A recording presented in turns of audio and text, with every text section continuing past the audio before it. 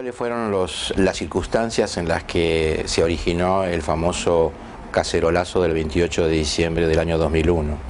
Creo que todos recuerdan que durante la época del gobierno de Menem, los 10 años, en Argentina se consolidó una justicia absolutamente dependiente.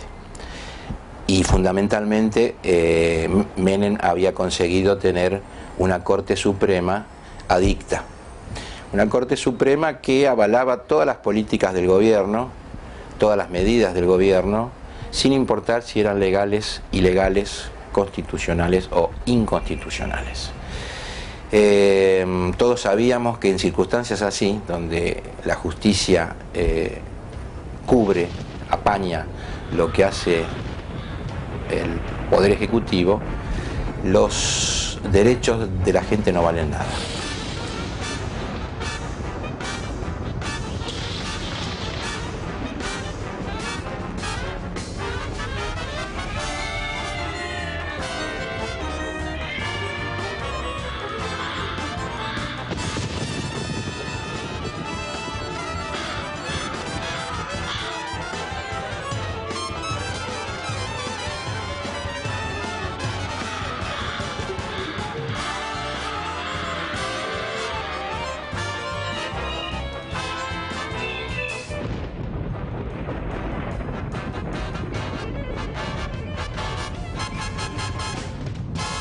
En ese momento eran 9 miembros y había lo que se llamó la mayoría automática, que eran 5 miembros que eran estos que votaban cualquier cosa que el gobierno necesitaba. Y 4, que eran de un nivel jurídico, eran verdaderos juristas, que generalmente votaban en contra.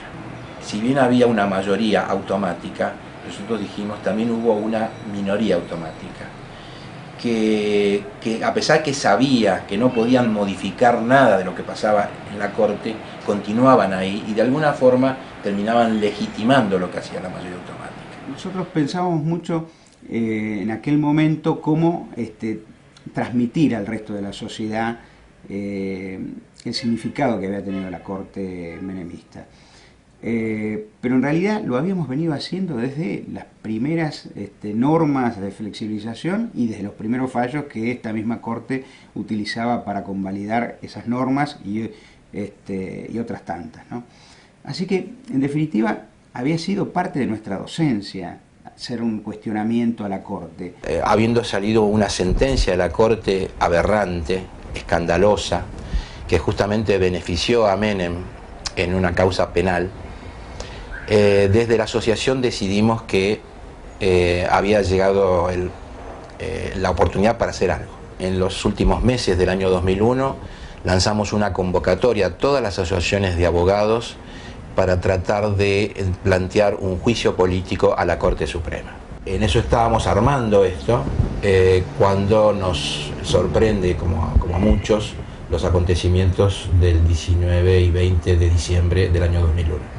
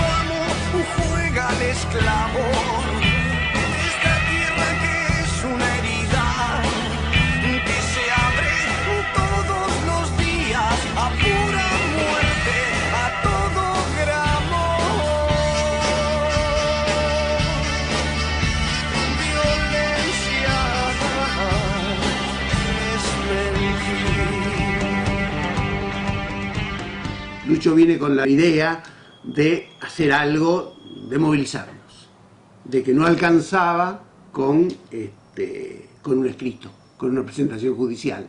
Había que tomar lo que el pueblo había tomado en sus manos de alguna manera. Nosotros referente a la Corte Suprema, que era sobre lo cual podíamos actuar y teníamos conocimientos suficientes para actuar.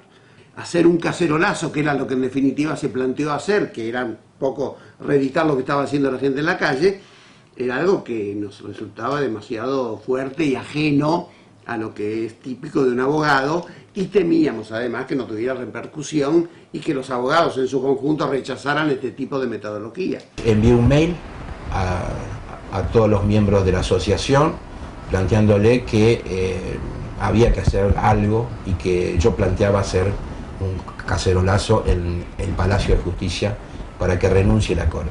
El 28 tenía todo ese momento previo de mucha intensidad, como todos recordamos. Así que era como una gimnasia que veníamos recorriendo, que además tenía que ver con la historia de resistencia de todos los 90 en este país. Así que, vuelvo a decir, me pareció que el 28 fue un momento de continuidad de ese proceso, que para nosotros adquiría un protagonismo especial, nos sentíamos mucho más parte y como esa revancha de decir, ahora sí podemos decir todo lo que hemos venido diciendo, pero además con un grado de materialización de protesta y de repudio mucho más concreto y de movilización como tal, ¿no? Sabíamos que era fundamental tratar de que la sociedad se enterara de que había un cacerolazo contra la Corte. No sabíamos cómo podía ser la reacción de la gente, si entendían lo que significaba una Corte Suprema en un país como el nuestro. Así que nos lanzamos. Lo primero que se me ocurrió es pedir auxilio a gente que sabe de movilizaciones, de marchas, y que son los dirigentes sindicales amigos. Hablé con Claudio Marín de FOETRA y apoyó decididamente, y creo que tuvo mucho que ver con lo que pasó después. Lucho Ramírez me había pedido que le diera una mano para una movilización que se preparaba contra la Corte. Nosotros entendíamos, coincidía con nuestra posición, entendíamos que la Corte no tenía mínimas garantías de funcionamiento. Entonces Lucho nos pidió una mano, nos dijo si podíamos ayudarlo con la logística, digamos, para una movilización contra la Corte, y bueno, y lo hicimos. Y ese día real empezó esa noche que ya no podíamos dormir, porque sabíamos que habíamos lanzado algo que podía terminar de cualquier forma. Era imprescindible que el acto nuestro fuera un acto absolutamente pacífico, y no lo podíamos garantizar. Estábamos en manos de la vida, de Dios, de lo que uno crea. Nos concentramos acá algunos, salimos para las escalinatas del Palacio. Recuerdo que íbamos en silencio, producto de que no podíamos hablar casi, pensando cada uno con nuestros pensamientos.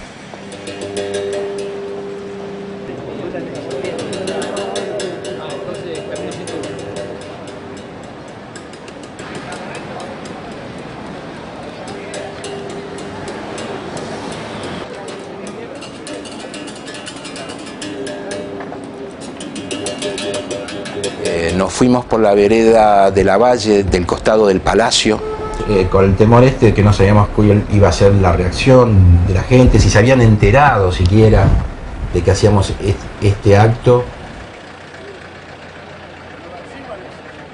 A medida que vamos caminando y nos vamos acercando, empezamos a escuchar un ruido que en principio ignorábamos que era ese ruido. Pero a medida que nos íbamos acercando, ese ruido era más intenso, era más intenso.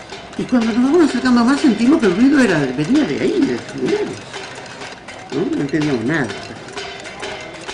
Y cuando llegamos nos encontramos con un montón de gente que estaba golpeando las cacerolas en la plaza.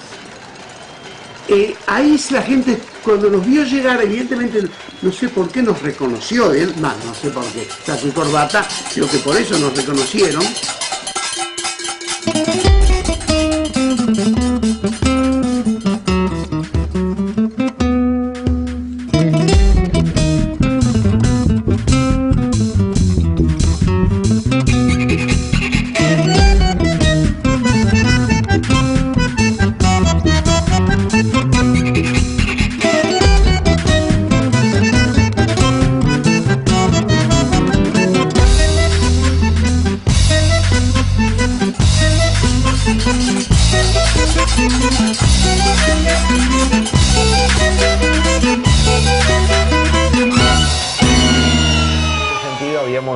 habíamos ideado una figura, habíamos pensado una figura que nos parecía muy simbólica, que era la de la justicia ultrajada. La gigantografía bastante bien enmarcada en la puerta del palacio, y fue muchísima gente. Entiendo que era una cosa muy fuerte, y además muchos colegas que decían: estos están locos, ¿no? Esto significa que terminaron su carrera en la justicia, que se dediquen a taxistas. Ahí ya sabíamos que ese acto en sí había sido un éxito. Fue un número importante, la calle quedó cortada no porque hubiéramos decidido hacerlo, sino porque la cantidad de gente cortó necesariamente la calle. Tampoco sabíamos cómo había que desarrollar el acto, ¿no? No me acuerdo si fue en este o en uno posterior, alguno de nosotros quiso hablar y la gente dijo: no, discursos no. Porque la gente prohibía hablar, no había que hablar. Lo único que se podía decir era que se vayan todos. Entonces por el teléfono trataba de seguir las noticias por internet y además mandar correos electrónicos a los amigos. Entre ellos recuerdo uno que le envío a Lucho Ramírez, en donde hacía una especie de análisis de lo que yo estaba viendo con esa cierta distancia, cercanía como es estar en Uruguay, pero distancia de no estar en el curso de los hechos, y hacer una especie de análisis de lo que me parecía que estaba ocurriendo, ¿no? Y en función de eso le decía: Lucho, hay que seguir, esto es importante, somos protagonistas de este cambio y este es el momento de decirle a la sociedad lo que significa esta corte y por qué ahora es el momento de hacer el cambio de la misma.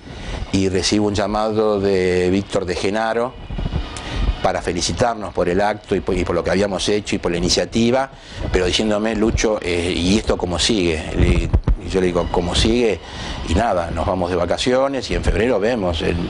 Y él me decía: no, ustedes no pueden dejar esto así, esto tiene que seguir. Yo le decía: mirá, no hay gente, ni siquiera quedan los abogados, los tribunales cierran, la gente se va de vacaciones. Y él me decía con razón que la gente no se iba a ir en estas circunstancias, que la gente estaba y que las condiciones daban para seguirla. Le pregunto si la CTA nos iba a dar apoyo, él me dice que sí, que para mí fue un dato importante en la decisión. Entonces le dije que iba a convocar al resto de los compañeros de la comisión directiva para resolver si seguíamos o no. Y fue lo que hice. Convoqué a una reunión para ese miércoles en Las Cañas, a un almuerzo, a los que estuvieran. Me acuerdo que éramos 6 nada más, de los 15, 20 que somos, cada uno dio su opinión. Yo enseguida advertí que las opiniones estaban absolutamente divididas entre quienes desde un enfoque realista decían no hay posibilidades de continuar, y los que creían que sí, que se podía, que estaban dadas las condiciones. Mi opinión era que estaban prácticamente divididas las cosas. Y ahí yo era presidente de la asociación, bueno, prácticamente sin decirlo desempaté y dije: no, vamos a seguir, y ya empezamos a trabajar en el próximo cacerolazo. Pero bueno, estábamos jugados y decidimos seguir y realizamos este segundo cacerolazo. Bueno, ahí también nos sorprendió que hubo mucha más gente que la otra vez, muchísima más gente que la otra vez. Yo calculo que no menos de 1.500 o 2.000 personas estaban ese día ahí. Sabíamos, por supuesto, que esto que estaba pasando y que no se lo esperaban, fundamentalmente los integrantes de la Corte y los sectores que recibían algún tipo de beneficio de que esta Corte estuviera ahí, no se esperaban esta reacción de la gente, fundamentalmente. Nosotros tuvimos la idea, convocamos, pero fue un acto de la gente. Los que iban no eran abogados, ni empleados del Poder Judicial, era la gente común de a pie. Porque no saben lo que es la justicia, no la conocen, o sí la conocen pero no la respetan, y un país sin justicia es un mamarracho. Y que renuncie a la Corte, que se vaya a la Corte, porque evidentemente a través de sus fallos en los últimos años fue funcional al gobierno de turno. Entonces como abogados y en general como ciudadanos pedimos eso, que se vayan. Preocupaba mucho que no hubiera ningún acto de violencia, porque eso podía poner fin a la protesta, ¿no? Fin en el sentido del temor de la gente, que hubiera represión. En muchos actos nuestros el palacio estaba lleno de policías. Incluso nosotros llamábamos los Robocop, porque eran esos que venían con cascos, escudos. Estaba la gendarmería protegiendo el Palacio de Tribunales y nosotros nos poníamos frente a la gente, delante de los gendarmes, para que si alguien hacía algo primero nos tenía que pegar a nosotros, con lo cual esto obviamente no iba a suceder. Entonces eso ayudó a evitar de que hubiera ningún tipo de acto de violencia, que no lo hubo. Después la gente quería hacer los scratches, es decir, marchar. Y nosotros, que no teníamos ninguna estructura para manejar semejante cantidad de gente, de miles de personas, teníamos temor que ahí se nos fuera de las manos el tema y que algún grupo se desprendiera y rompiera cosas y diera excusas para una nueva represión. Así que los primeros scratches lo hizo la gente porque la gente quería hacerlo. Por suerte, en general, no hubo ningún acto violento. Suprema. La protesta se inició en La Recoleta, frente a la casa del presidente del tribunal, Julio Nazareno. Es hora, ¿sabes qué? Que los argentinos pongamos las pelotas en la calle. El cacerolazo se trasladó luego hasta Posadas al 1400, la casa del juez Boyano.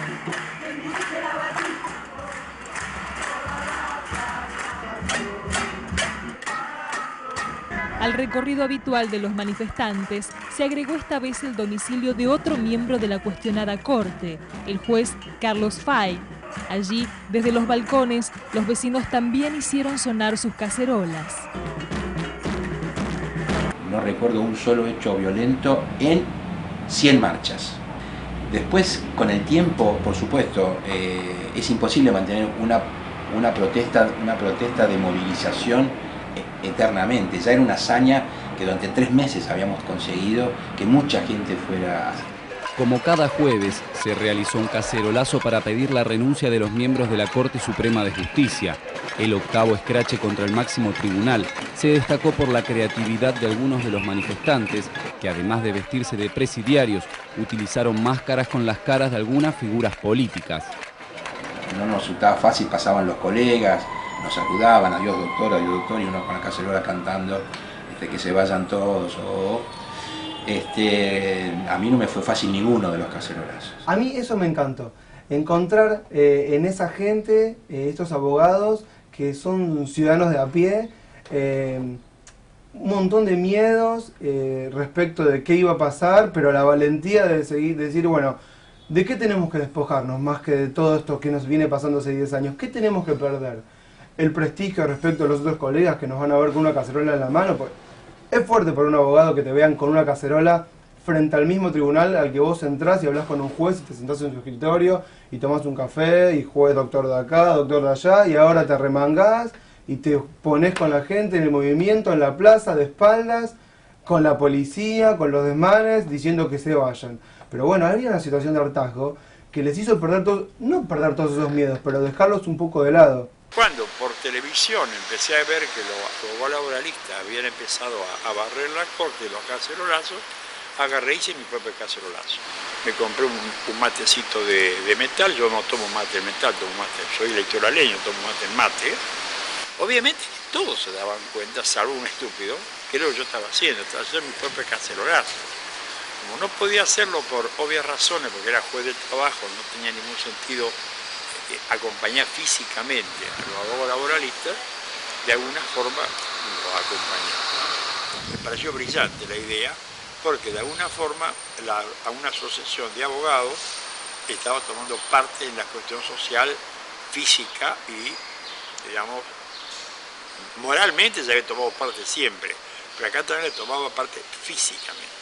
Sobre todo hay que tener en cuenta, y ahí hablo como que trabajaba de juez, sí hay que tener en cuenta que se estaban arriesgando incluso profesionalmente. Bueno, no faltaría nunca nada que algún juez alcahuete, obsecuente, le rebajara honorario porque el muchachito estaba haciendo ruido. Yo admiré el coraje de una entidad de abogados que se lanza a la lucha física, arriesgando incluso su ingreso. La asociación fue conocida por todos y además en ese momento yo hice notas para medios de todo el mundo. Vinieron a hacerme notas de la RAI, de la televisión sudafricana, de Austria, de todo el mundo, porque no entendían esto de que la gente, la sociedad protestara y marchara contra una Corte Suprema de un país. ¿Sí? No les llamaba la atención en absoluto el que se vayan todos y la queja contra los políticos, pero esta lucha, esta marcha contra el Poder Judicial, contra la cabeza de un Poder Judicial, contra una Corte, eso sí les llamaba poderosamente la atención. Nosotros sabemos que estuvieron estudiando muchas formas de cómo reprimir estas marchas, desde aplicarnos la ley de sedición, este delito de sedición, porque ya nosotros estamos tratando de voltear uno de los poderes del Estado, a otros medios quizás un poco más violentos. Nosotros tuvimos una amenaza de muerte en la persona de nuestra secretaria. Pero nosotros tenemos un canto, se creían que no sabían, bueno. Nace porque aparece una de las tantas personas que estaban movilizándose con nosotros, un muchacho alto, grandote, 30 y pico, 40 años creo, no recuerdo mucho, que trae la idea de la canción esta. Después entre todos la rearmamos y termina siendo lo que es, pero el que trae la idea es este muchacho. Y este muchacho después desaparece, no viene nunca más, y según nos comentan, era un servicio. Nunca pudimos corroborar si esto era cierto, pero fueron varios los que vinieron a comentarnos que este tipo lo habían visto en otro tipo de actos, y todo el mundo sospechaba que era un servicio. Con lo cual, pareciera que los servicios nos dieron de alguna manera la letra para la canción que fue el emblema de nuestras movilizaciones. Yo me reía, son las contradicciones del sistema. Y desde la Corte, la represalia de ellos, entre comillas, fue haber sacado un fallo, un caso famoso sobre la ley de riesgo del trabajo, el caso Gorosito, que salió prácticamente el primer día hábil del mes de febrero,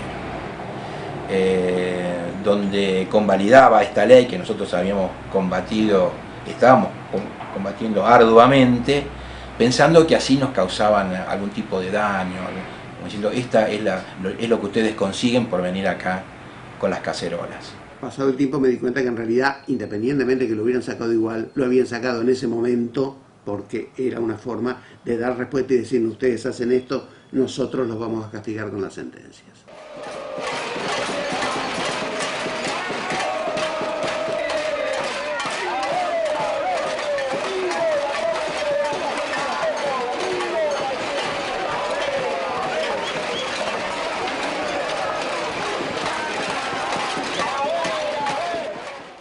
La presión logró que Duhalde impulse en una primera instancia el juicio político a la Corte y, siguiendo lo que reclamábamos nosotros, impulsó el juicio político a los 9 miembros de la Corte. La comisión de juicio político, que ni siquiera estaba constituida, se constituyó y empezó a trabajar. Fue clave que en la presidencia estuviera el diputado Sergio Acevedo, porque realmente tomó esto con muchísima convicción, como muchos diputados. Finalmente, los 9 miembros de la Corte Suprema serán investigados por la Comisión de Juicio Político. El plenario de diputados inició formalmente el proceso y se aprobó por unanimidad la admisión de 35 de los pedidos de enjuiciamiento. Se ha facultado a la presidencia que con cada uno de los distintos bloques parlamentarios que integran la comisión lleven adelante lo que dispone el artículo 16, que es la sustanciación del sumario propiamente dicho. Hay pedido para los 9 miembros, después finalmente esta etapa sumarial que se inicia es la que definirá. Algunos ya tenemos criterio definido, pero uno tiene que ser respetuoso del trabajo de la comisión y de los señores diputados. En base a algunas causas emblemáticas, como el tráfico de armas, el atentado a la Embajada de Israel o el corralito financiero, el criterio predominante es centrar la acusación por mal desempeño en todos los miembros del alto tribunal, teniendo la comisión la posibilidad de constituirse en los juzgados en busca de pruebas. Pero en la medida que transcurría el tiempo, la Corte lo fue extorsionando a Duhalde, haciéndole sentir que tenía mucho poder de fuego. Duhalde en algún momento arregla con la Corte y ordena desactivar el trabajo de la comisión. Graciela Camaño, que era impulsora de la Corte, va como ministra de Trabajo, Díaz Bancalari se enferma, van desapareciendo de la comisión para construir una mayoría exorbitante que tenía la comisión a su inicio. Pese a eso, nosotros logramos el dictamen y, como sabíamos que no lográbamos los 2/3, comienza todo un proceso ya en lo que eran las sesiones de la Cámara de Diputados, que no le dábamos quórum, porque el dualdismo, ¿no es cierto?, y el menemismo impulsaban que se trate en el recinto en atención a que ellos sabían que no lográbamos nosotros los 2/3 para llevar la acusación al Senado. Entonces tuvimos, creo que 4 o 5 sesiones que no dábamos quórum a los efectos de que el tema no se tratara en la Cámara, como finalmente ocurrió, y que en el caso de Nazareno estuvo apenas a unos votos de lograr los 2/3 para llegar a la acusación. Diputados rechazó el juicio y la Corte sigue. Los que impulsaban el juicio no alcanzaron los 2/3 necesarios. La sesión comenzó el miércoles y con largos intervalos y muchos ausentes terminó esta madrugada. Finalmente se votó. Los diputados que votaron por enjuiciar a la Corte fueron más que los que rechazaron el juicio, pero en ningún caso de los 9 ministros se alcanzaron los 2/3 necesarios para motorizar el proceso. Entonces, llegar a esa instancia y ver los intereses que estaban en juego, de ciertas cuestiones que son muy perversas en términos de poder, y cómo no siempre la voluntad mayoritaria que se sustentan en valores trascendentes como el de la justicia, alcanzan para realizarse. Para nosotros fue un masazo, un golpe terrible. Nos habíamos ilusionado realmente de que íbamos a conseguir que se lo separe. Y de pronto, bueno, esa mañana cuando nos enteramos de que la votación no había alcanzado para acusarlos, fue realmente terrible, deprimente. Estuvimos choqueados durante varios días y además tratando de decidir qué hacíamos, si ya estaba todo perdido, no había nada que hacer, el juicio político se había pinchado o había que seguir. Por suerte con nosotros nos acompañaban las madres.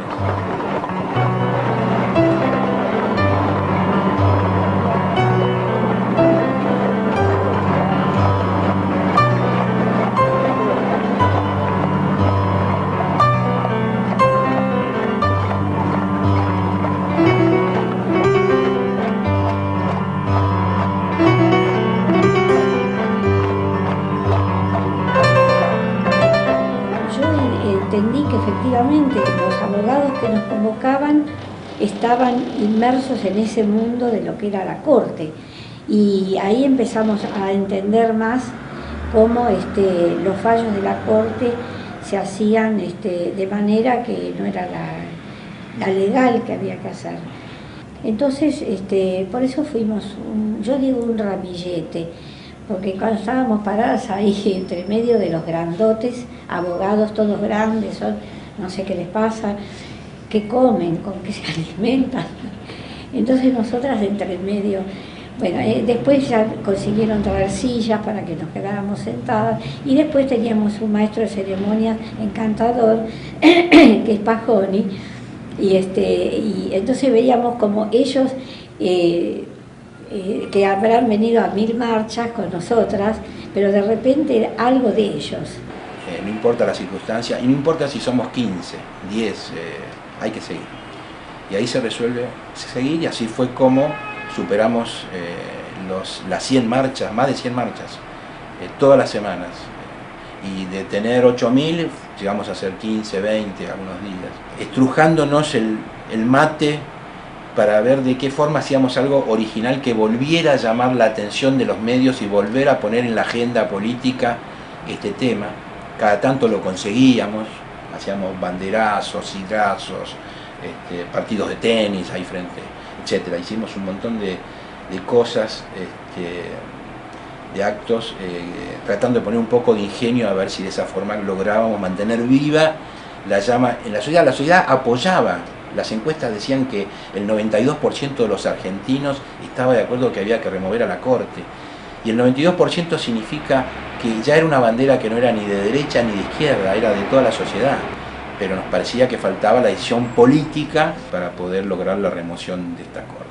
Al caerse el pedido de juicio político, decidimos que por lo menos algún juicio merecían esta Corte, y ahí elaboramos la idea del juicio ético. Nosotros, la Federación Judicial Argentina, que tuvo un rol fundamental en el armado del juicio ético, que fue realmente un éxito en todo sentido, por las figuras representativas que actuaron, por los testimonios que logramos, donde se demostró conductas de los miembros de la Corte, inclusive en las movilizaciones 19-20 de diciembre, donde fueron abogados a decirle a la Corte: señores, hagan algo, que hay un pueblo en la calle y los están reprimiendo, y se lavaron las manos y se fueron, y no respondieron. Eso en el hecho puntual, y además toda la historia que ya venía de la Corte, ¿no? Con lo cual fue realmente un juicio muy importante y que tuvo difusión en los medios, y fue de una fuerza importante para demostrar una vez más, ¿no? Y vistas las personalidades que actuaron en el juicio y quiénes eran los miembros de esta Corte. Se dictó una sentencia condenatoria a cada uno y a la Corte Suprema de ese momento, exactamente. Y el Tribunal Ético contra las Cortes de Justicia de la Nación reunió la más alta representación de lo que habían sido y son y siguen siendo los que resistieron a políticas en la dictadura militar, a los que no fueron cómplices en la dictadura militar y a los que no fueron cómplices ni partícipes en las políticas menemistas.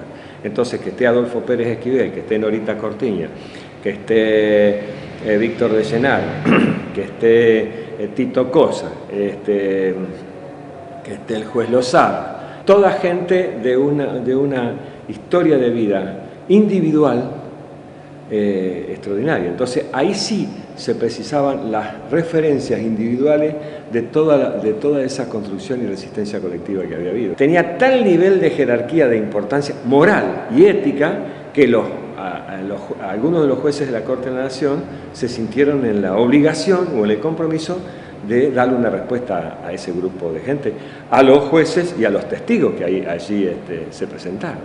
Considerarlos a todos traidores a la patria es un hecho muy importante.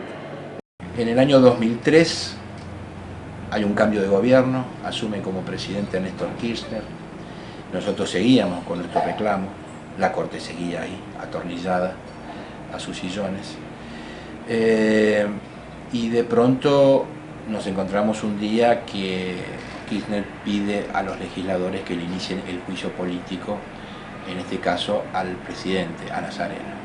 Con un discurso por cadena nacional, el presidente Néstor Kirchner puso en jaque a la Corte Suprema de Justicia y embistió directamente sobre su titular, Julio Nazareno. Y con asombro hemos escuchado y contemplado las impropias afirmaciones hechas a la prensa por el señor presidente de la Corte Suprema de Justicia de la Nación, doctor Julio Nazareno. En su mensaje, Kirchner sugirió a los legisladores que propicien el juicio político contra algunos de los integrantes del máximo tribunal. Pedimos con toda humildad, pero con coraje y firmeza, que los señores legisladores, que el honorable Congreso de la Nación, haciéndose cargo de su importante y fundamental rol institucional, marquen un hito hacia la nueva Argentina que queremos, preservando a las instituciones de los hombres que no están a la altura de las circunstancias. La respuesta de Nazareno al primer mandatario no tardó en llegar. ¿Se sintió agredido por el presidente? No, ¿qué se entiende? No sé qué quiso decir. Consultar con los otros miembros. ¿Usted personalmente fue? No entendí nada de eso. Las circunstancias políticas habían cambiado, tuvimos que debatir qué hacíamos, si ya ahora el poder político había tomado esta decisión, ya quizás nos eximía de seguir con la protesta callejera. Se resolvió que no, que el objetivo, que hasta que no se fueran todos, nosotros teníamos que seguir. Para poder seguir tanto tiempo fue importantísimo que se nos sumaron grupos y gente. Se formó una asamblea, se llamó Asamblea Justicia para Todos, que era una asamblea no por barrio, sino por el tema. y tuvimos el apoyo de los judiciales, de las madres de Plaza de Mayo y de la CTA. Hubo mucha gente o muchas entidades que nos dieron cierto apoyo que nos permitió de alguna forma poder continuar. La Asamblea Justicia para Todos fue algo maravilloso realmente, porque fue una mezcla de personas de distintas formaciones, distintas historias. Una de ellas, yo siempre me acuerdo que ella después nos contaba, jamás había ido a una movilización en su vida. Es una mujer casada, con hijos. Entonces, ese día, en la primera movilización que ella va con una mochila, una cantimplora, iba como a la guerra y no sabía a qué iba, ¿no? Y ella nos contaba que realmente no sabía qué iba a ser su vida después de eso, ¿no? Era como que iba a un mundo desconocido, y le cambió la vida la Asamblea. A partir de ahí, esa mujer fue otra. Tengo 4 hijos y grandes ya, pero tenía una hija chiquita. Entonces yo siempre he sido muy politizada, pero no participaba mucho en política, excepto las cosas fundamentales de siempre, la marcha del 24, ese tipo de cosas así. Los abogados estaban organizando no dijeron cacerolazos, dijeron como quien dice, una manifestación en contra de la Corte Suprema. Dije yo, ahí voy. Y fui, pero fui así como pollito mojado, porque bueno, no conocía a nadie, escuché lo que dijeron y me fui. Y bueno, y de ahí ya nunca más dejé de ir a todas las manifestaciones que habían en tribunales. Yo iba, más que nada, de la bronca que sentía por esa corte. No quiero ser injusta con ningún varón, pero de las que figuramos como asamblea, realmente somos mujeres, ¿eh? Esta la hizo María, una de las asambleístas. Y así seguimos, mientras tanto se iban sucediendo los juicios políticos, iban renunciando algunos, hasta el último juicio político al 5º miembro de la Corte. Así que ahí decidimos que ya se había logrado nuestro objetivo. Se habían nombrado en reemplazo de estos jueces verdaderos juristas, además encima. Decidimos hacer un último cacerolazo y repetir el ritual nuestro, que era cuando agotados, después de una hora, agotados no tanto en lo físico sino en el sistema nervioso, irnos a Banchero a comer una pizza y tomar unas cuantas cervezas, porque la garganta de cantar 1 hora y pico nos quedaba bastante mal, así que bueno, volvimos otra vez a nuestra mesa en Banchero, bueno, con la satisfacción de haber dado esta pelea, ¿no? esta lucha, y que el resultado final había sido realmente exitoso. Yo les quiero decir, ¿no? Que nada se consigue en este país y en cualquier país sin la movilización popular, sin la protesta en la calle, porque todos los logros que fuimos teniendo son todos en base a la protesta a la vista. Siempre el reflejo superestructural de un cambio tarda años en venir. Pasa lo mismo con los gobiernos, con las instituciones. O sea, en realidad la Corte cae porque se fueron alterando en su base de sustentación política, social, ideológica, se fueron minando, se fue destruyendo su base de sustentación y pasó a ser un imaginario social mucho más fuerte tener una Corte que realmente sirviera a los intereses del conjunto y no a los intereses de unos pocos. Eso tuvo un nivel de maduración, ese nivel de maduración tuvo hitos. Esas movilizaciones fueron un hito importante en todo esto. Todo eso fue un capital, Bourdieu diría es un capital de legitimidad, un capital ideológico que generó o que pudo después permitir la destitución posterior, varios años después, pero que sin todas esas manifestaciones no hubiese sido posible, porque el reclamo de que se vayan los jueces, toda la sociedad estaba enterada, y fue gracias a esas masivas protestas. Planteó la integración de los vecinos, de los ciudadanos que individualmente se organizaban en asambleas para pelear con las asociaciones y agrupaciones que habían venido peleando y movilizándose. Creo que eso es una distinción que merece destacarse, porque ahí creo que eso le dio la perspectiva de que esa acción de masa triunfara y se lograra crear condiciones políticas a nivel nacional de una fortaleza política determinada.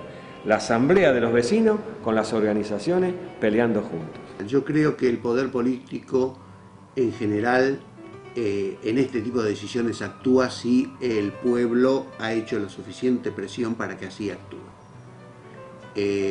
Para mí fue esencial porque esa corte estaba absolutamente desacreditada, era insostenible esa corte, no había ningún gobierno que pudiera asumir y sostener esa corte, porque ya el pueblo la había condenado. Estamos convencidos que si la asociación no hubiera lanzado esta lucha y si la gente no se hubiera sumado a esta lucha por una justicia independiente, las condiciones políticas en las que Kirchner resuelve iniciarle juicio político no se habrían dado. Creo que a la mayoría le quedó bien en claro que esto fue realmente porque queríamos un país del que nos pudiéramos sentir orgullosos.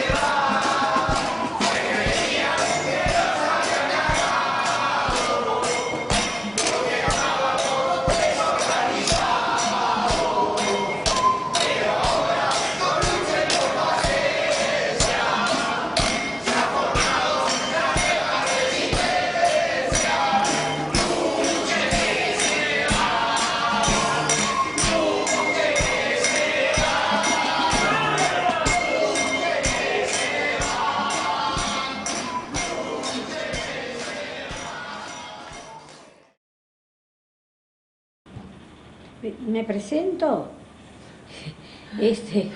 No, van a poner cartelitos. Ponemos con ahora, no hace falta. Ese desarrollo, ¿te gusta ir por ahí o vos Sí, me parece que si charlamos después y vos lo dictás, me voy por las ramas, entonces... Bueno, yo te traigo de las ramas. Yo dije, estos están del tomate, digo, porque están totalmente locos. Responsable de la crisis que estaba sucediendo en ese momento.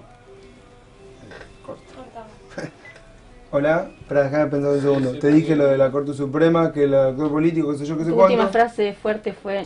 Y bueno, y salíamos juntas, y después mi hija más grande se plegó con su marido, y bueno, salíamos todos, y estaba re bueno. ¿Listo? Bravo. Después no sé cómo van a hacer para editar todo esto, pero bueno, Dios los ayude la vida los Martin ayude. Scorsese